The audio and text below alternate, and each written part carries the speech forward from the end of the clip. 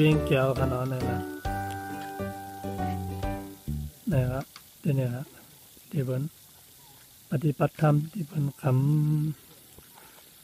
ำก็ที่ธรรมทานที่คำอย่างว่าปฏิบัติธรรม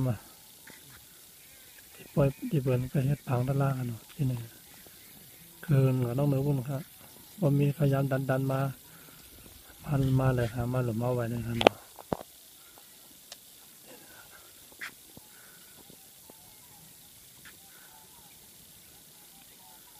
น้องหมาน้ำมันอันนี้เป็นร่างเขากันเนาะนะครับเป็นบาดเจ็บ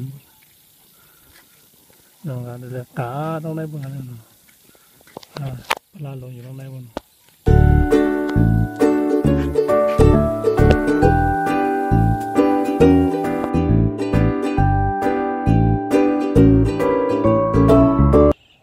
ไม่สูงกันเนาะในเป็นดี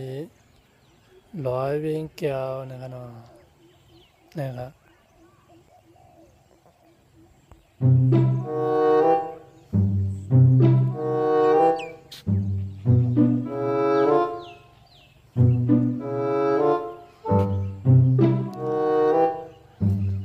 ร้อยวิ่งเกี่ยวในเป็นนั่งพื้นนะครับที่เป็นโหดลากันเนาะที่จะพอสินทางมาโหด